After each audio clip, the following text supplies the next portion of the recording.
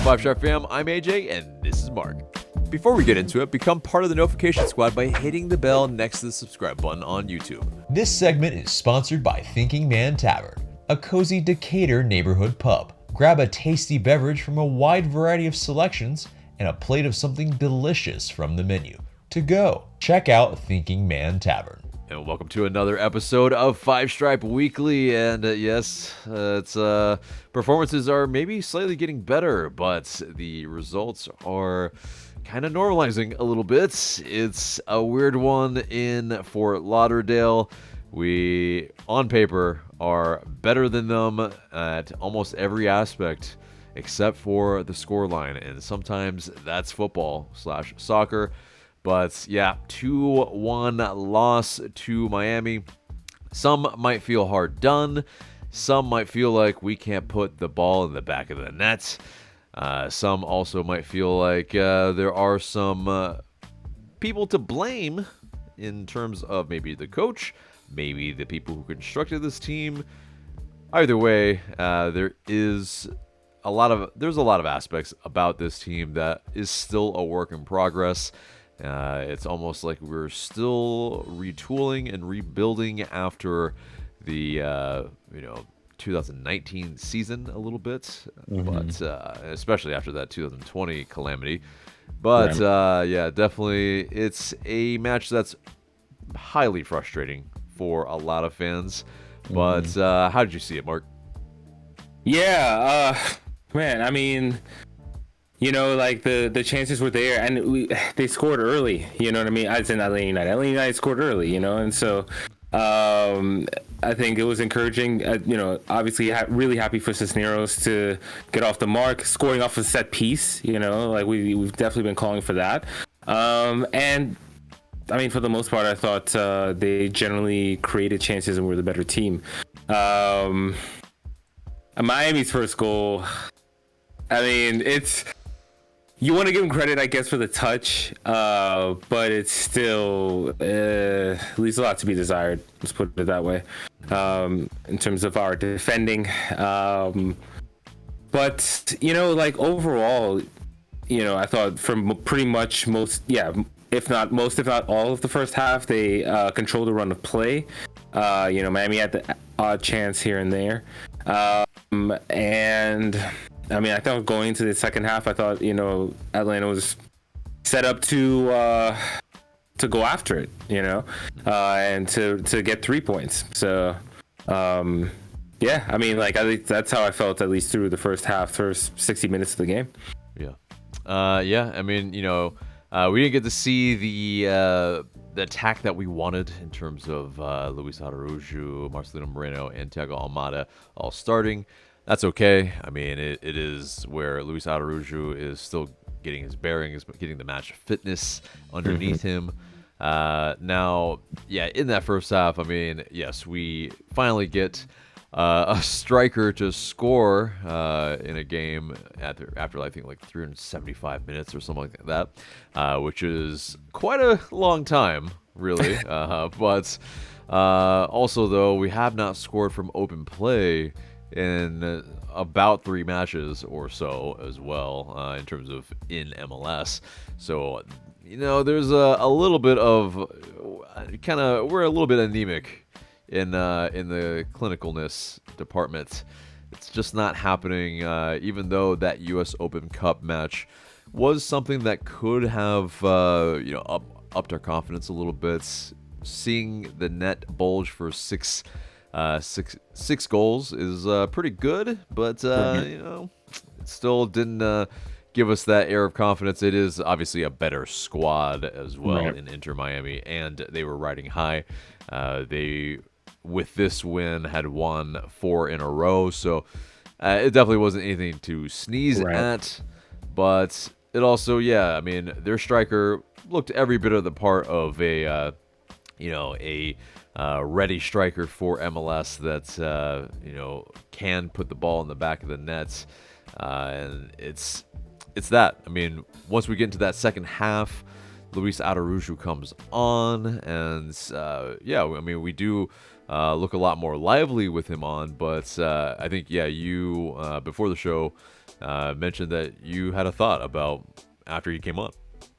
Yeah, well, when he came on, I thought, okay, great. Like, we're about to see the lineup that we called for. It's 30 minutes left, right? Like, you have a real chance to put pressure on Miami and look for that winner. And then 2 minutes later, Miami counters and scores, and it's a weird sequence because it starts off with an Atlanta United attack. Miami's kind of defend it, repel it, try to play out down the left wing. And I think it was Campbell who made the interception, but then he gives it away, completely misses Sosa on the pass. And the giveaway is bad, and his recovery also isn't great because in his retreat, he tracks the run of the player going down the middle, but Sosa's actually already covering that run, and he should have been tracking the run on the left. By the time he tried to recover, it was too late, and the pass actually kind of goes through him, and it's all over. The ball comes across. There's nobody. He's wide open, and so it's a super frustrating moment, and not a great moment for George Campbell personally. It's something to learn from, I think, for the young center back who, exactly. Yes, a lot of people had blamed him in this match. A lot of people. We're even saying, like, get him out of the team. I mean, that's a bit harsh. Obviously, he's a very young center back, and he's only going to get better. And, there is that where, the front office and Gonzalo Pineda are very high on George Campbell as, I think it's wise words because they pointed out that Miles Robinson, when he came into the team, he was in his 20s already. George Campbell, he came into the squad, as a teenager, and now is, getting starts in MLS. It's one of those things where he's ahead of the curve, and he's ahead of Miles Robinson even. And the thing is about young center backs, they have time, and it's just about consistency. And that's what they're going to achieve more and more if they play more and more. And unfortunately it's at our detriment a little bit here because this second goal and the first goal, unfortunately he didn't really cover himself in a lot of glory. He is kind of in and around Leonardo Campagna for that first goal too, and it's just, man, there's some lessons to be learned here, and also it's the tough part here is, well, in this match he also collides with Gonzalo Higuain, and they both, Gonzalo Higuain, he gets injured from kind of the knee to leg contact from Campbell, and then later on, Campbell gets run off the pitch a little bit in the collision with Higuain, and we'll have the update about his status in terms of Campbell. But essentially, there's cross after cross. There's just not the breakthrough that we were all desiring. We play well enough on the road, but we can't get the 3 points. It's just as annoying as it gets, really, in a match like this. And to compound that, you have, it's just utter stupidity, I feel like, from Jair Marufo, the center ref in this match, who, there is a penalty shout, the second penalty shout, in this match. But basically, Brooks Lennon, he is, clipped. There's obviously contact, and I think it's enough contact that, he's going quickly enough that bit of contact would bring him down. He has every right to go down, I feel like. But Marufo says after the match that he looked like he was looking for it. Whether he was looking for it or if he was, if the falling down was natural or unnatural looking, I think at the end of the day, he gets clipped in the foot. There's not like what else does there need to be? It's as much of a penalty as it can ever be, I feel like. But how did you see it? Say, I mean, I echo those sentiments. And I mean, like, man, you got to do a lot to have me agreeing with Taylor Twellman. But basically, like, he, even after the decision was made, they went back and looked at it, and the commentary just couldn't understand how that's not a penalty. Like, the whole looking for it, and Twellman on the broadcast kind of, I guess maybe inferred that that's why Marufo didn't give the decision. But whether or not he's looking for it, he gets kicked in the side of the leg. It's kind of high up too, like it's kind of shin area, but except to the side. But fully kicks him, like enough to like make his foot like move out of the path that it was going in. It doesn't matter how he fell. What the fuck are we talking about? And then like it's just so frustrating because it's literally a joke. I mean, the thing that the little 10-minute show they do every week where they review the calls or whatever, and then it's like half the time it seems like they just agree with the ref just to not put him out there too much because it's all MLS. Like at the end of the day, it's that, right? They're protecting themselves. Like if Jair Marufo said like, oh yeah, I'm gonna overturn that, like he's going against himself. So why would he? Like it makes plenty of sense why he would not have overturned it. And I think there's plenty of, clear and obvious here that proves it otherwise. And listen, that's not why we lost the match. I mean, would it have made the difference of us getting a point versus 3 points? Yeah. Or 0 points, rather. But, yeah, it is one of those where, okay, it would have definitely, I think, changed the state of the game, too. And then all of that definitely matters. I think, go ahead. Yeah, no, real quick on the state of the game, because that would have been with about 10 minutes to go. So, yeah, it would have been, especially when we brought on another striker. I mean, I think they would have completely set up shop, which they mostly did already anyway. But it's, we brought on 2 strikers. Very much.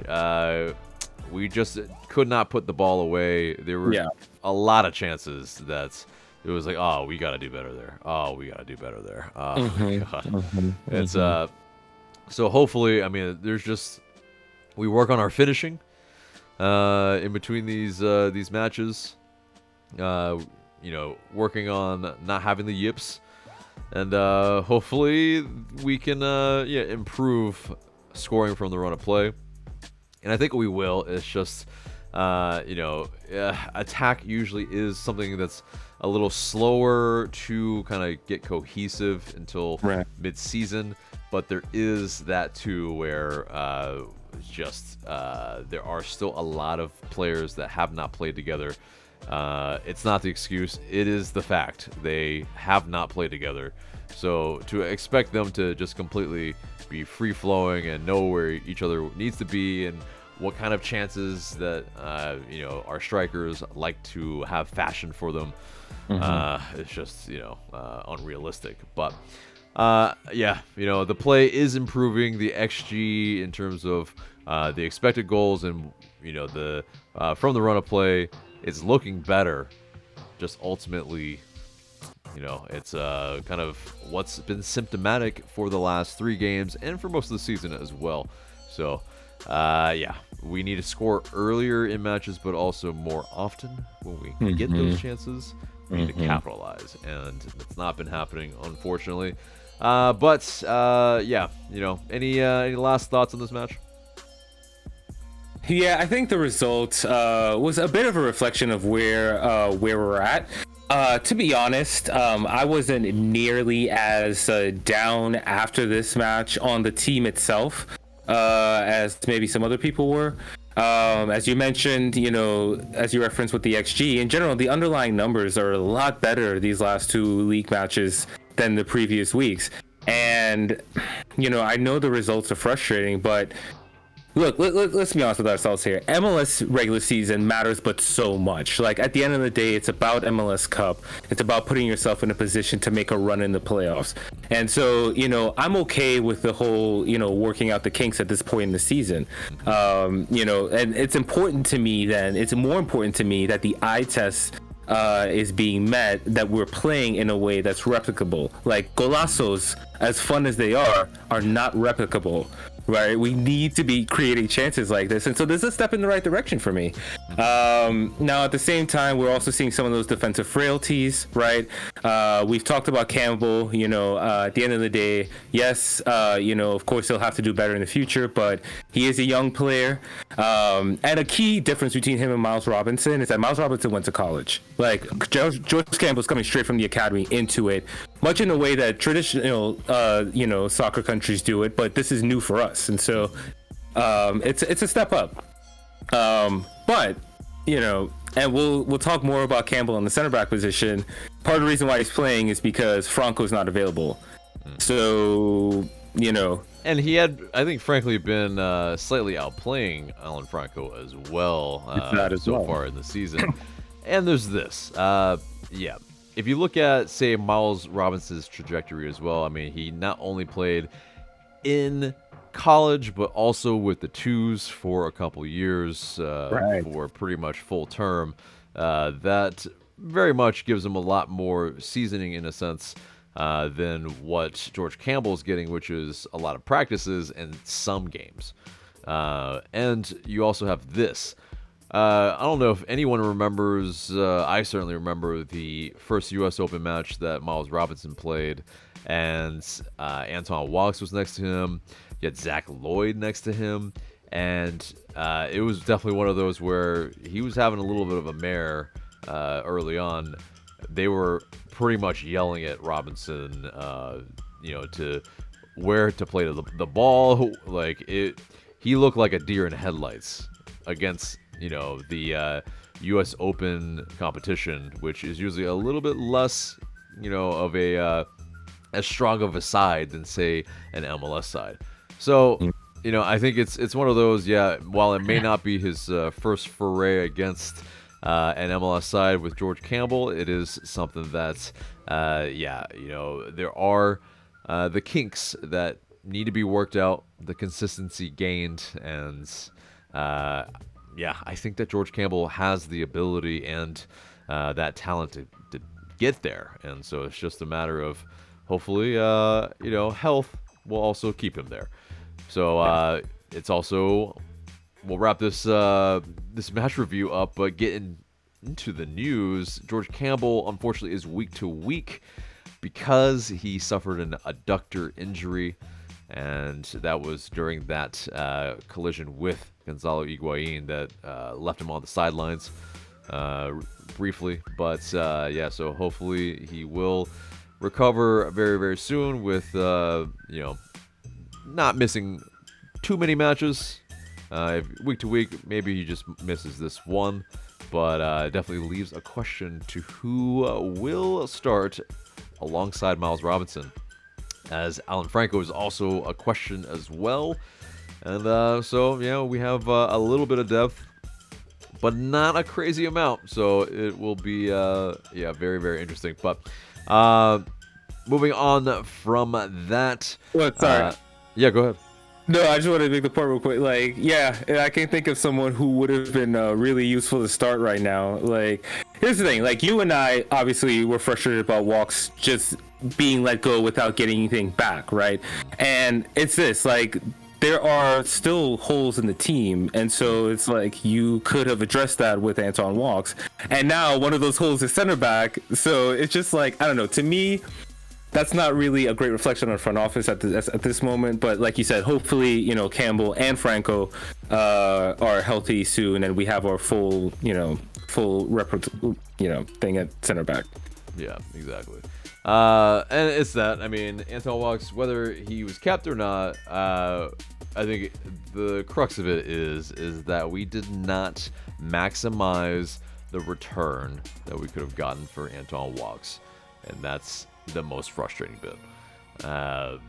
But yeah, moving on from that, after Atlanta United's training session on Tuesday, apparently Jake Mulroney, Ronald Hernandez, and Alex DeJohn, along with 2 assistant coaches, they stayed behind to work on crosses. So I would imagine maybe Alex DeJohn was the one heading them in, and maybe Jake Mulroney and Ronald Hernandez were the one pumping in those crosses. But either way, it is something that we need to fashion more chances from varying types of service. So that's good to hear and see. Moving on from that, Atlanta United Chief Scout Jonathan Spector, he was in Spain to watch Mallorca last week. And it was to watch Matthew Hopp, the forward that was rumored last week, and also rumored to be looked at for a permanent move to Atlanta United. But yeah, I mean, 21 years old, he'd be a U22 initiative signing, and yeah, it is something that's, if it is the case, I mean, yes, Mallorca are fighting relegation to a degree.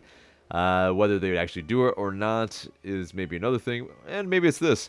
Maybe if they survive or don't survive, we at least pick them up after the season ends, which wouldn't be that bad. We could probably make that move before, and then he could just join after. It's not completely implausible, but yeah, what do you think about Matthew Hopp and what he might bring to Atlanta United if these rumors are true? Yeah, I've seen him play a handful of times when he was with Schalke, and I mean, like, from what I could, I didn't have too many thoughts on him. Yeah, I thought he was a decent player, quick, kind of fox in the box type of, if you were to classify him as a certain type of forward or striker. But as I mentioned, you can play on the center or the wing, which I think is important for how Atlanta United play. And I guess in terms of the profile, I mean, certainly would be, I think, a bit of a coup for Atlanta United, assuming that he played well, of course. But certainly an intriguing move. And like getting a player that young for the forward position, you do wonder. Obviously, there's concern about Joseph, and I just, we don't know what Joseph we're getting. It's just kind of the reality of it. So, in that sense, you could say the team is doing their due diligence. So, yeah, and it's that. He's a player that has been in and around the U.S. men's national team, and if he gets more playing time, playing in MLS has shown that Greg Berhalter will pick you if you are in good form. So it is not implausible to see that Hopp could make the U.S. men's national team for an eye for the World Cup later this year. So it's not a bad move if I were Matthew Hopp to try to get some more consistent playing time, and maybe if he is killing it in MLS, yeah, you get to play in the World Cup. Not too bad, especially at a position that is a little bit up in the air for the national team as well. So there is some good incentive. It makes some sense for Matthew Hopp to come to Atlanta. So we shall see. I mean, maybe he kills it for a year or two and then, gets moved back to Europe. Yeah, I mean, all in all around, it's not a bad idea, it seems. But moving on from that, Atlanta United 2, they fell 4-0 to the Pittsburgh Riverhounds this past weekend. And beyond that, Atlanta United 2, they announced that Noah Cobb and David Mejia, they received national team call-ups to the United States U19s and Peru's U20 national teams, respectively. And Noah Cobb, 16 years old, already joining the U19s. That's amazing stuff. So, that is going to be a player, I think, one for the future that we all need to keep an eye on for sure. That he can already make the jump into a few levels above him. That's pretty fantastic. Yeah. So, yep, that wraps up the news and gets us to our match preview for the game over the weekend against CF Montreal. It's in Montreal, Stade Saputo, Saturday, April 30th at 4 p.m.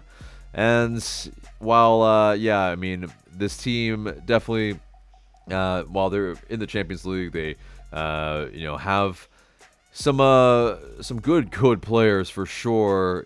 It's still a kind of, what kind of team really are they? Are they, one that can actually be challenging for the top of the East? Or are they more of a mid-table squad? It's really yet to be seen, but definitely they are playing a lot more consistent ball than they have in a lot of years past. But, in terms of the key departures from last season, center back Kiki Struna, he left after one season with Montreal. In terms of key acquisitions, Alistair Johnston, Kai Kamara, the MLS veteran for sure, has played a big part. And, I mean, their danger man, Jordi Mihalovic, is just someone that is killing it right now. Yep. And he definitely is the guy to be feared the most. He can score, he can assist. He showed it against us at Mercedes-Benz Stadium, unfortunately. Yep. But, the pundits aren't that high on them, really. I mean, they're penned to maybe finish at as high as 4th and as low as 12th. So they're a squad that's a little bit volatile in terms of what to expect. Not really sure, I think, for most people. And they are, lacking a little bit of that consistency, but they are tied with us in the standings. Mm-hmm. We're both in that kind of 4th position-ish. It's how we're still in the 4th position after our run of results and performances is really a good question as well. MLS regular season, man. I keep telling you. It's really a conundrum, but somehow, we're still in the upper half of the standings. So, it'll be a little bit... go ahead. Yeah, Montreal is tied with us. Same exact record, 3-2-3. Montreal is undefeated in their last 6 in all competitions. I think that's including all 3 of their wins that have come in those last 6 fixtures. And so, win against Red Bulls, who have had a good start to the season. They drew against Philadelphia last week. Kai Kamara came off the bench to score. That's no easy feat, as Philadelphia were undefeated. I mean, they're a good squad this year. Yeah. So, I mean, Montreal comes in some form and really looking maybe a serious team. Like you're saying, we don't really know yet, but potential playoff rival for sure. Yeah. There won't be the Joseph/Victor Wanyama fireworks that, happened last season at Stade Saputo. And that's probably a good thing, actually. But, so...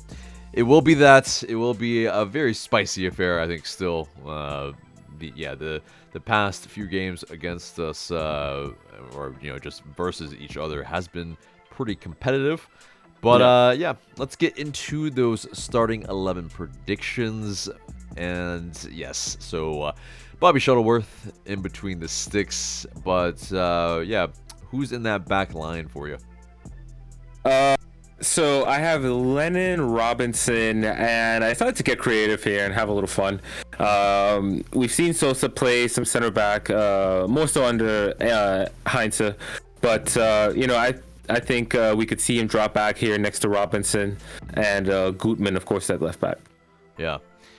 I think it's if Alan Franco is not healthy, but if he is healthy, he's obviously in there next to Miles Robinson. Lennon and Gutman are the fullbacks, but if not, I think it's, of course, maybe not of course, but Alex DeJohn is probably the guy that would start there, as he's got a little bit more experience as a center back. But, I mean, I don't know. Do I have a lot of faith in DeJohn? Not really. So, I mean, maybe go with Santiago Sosa, but, I mean, it's, definitely the depth there. In the midfield also is questionable, so maybe we don't. I don't know. But, in midfield, then who do you got? Yeah, so to compensate for Sosa, I have Sejdic and Ibarra starting in the middle. Ibarra, of course, went 90 minutes versus Chattanooga. I don't think he would go 90 minutes in this match if he were to start, but I could see him starting in this game. Yeah. I think for me, it's Sosa and Ibarra. Both of them.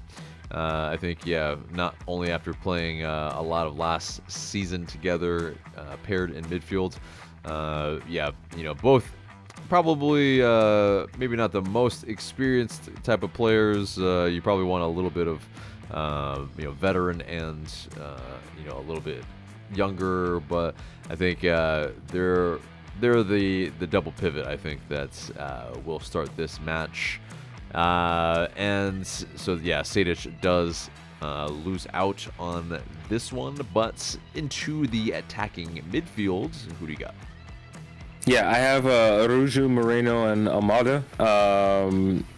At this point, I'm just hoping Araujo starts. I mean, like, it seems like he's getting closer to, like we mentioned, he came on in 60th minute. He was going to get it. He got about half an hour. So, maybe he gets an hour this week. We'll see. I just would like to see that lineup from the start. It's, as I mentioned before, like, yes, the state of the game changed as soon as Araujo came on, but if you play from minute one, there's no you avoid that. So and you set the tone early, so that's I think I would like to see that. I think in this match too, I think we may see some Moreno retreating a little bit more to help out the midfield, especially with it being on the road against a tough opponent. But yeah, that's hoping to see more chemistry between Moreno and Almada. Of course, it's been good so far. So, yeah. Yeah, I have that just a little bit moved around. I think Moreno is going to be more on that left, and that chemistry, like you were talking about with Almada and Araujo, I think it's better served if they're a little closer to each other. So Almada being that central attacking midfielder, I think would bode well there. As if they're combining and Almada and Moreno are combining, it will be probably a sight to see. And then especially feeding those balls in behind or over the top to Ronaldo Cisneros up top. You agree? Yeah, I mean, he scored that goal. There were a couple of other chances that he could have had, but I think you persist with him for sure. I think he's shown you enough to continue deserving the start. Right. Yeah, he's willing to make those runs. He's willing to do the work up top as well. I think, it's somebody that deserves as many looks as possible in the steed of Joseph Martinez, as he looks to have the tools to be able to, I think, in the place of Joseph Martinez while he's out. I mean, Dom Dwyer wasn't able to play a part over the weekend. He was held back to some injury. They have not announced that. But maybe he'll be healthy enough to come on later in this match.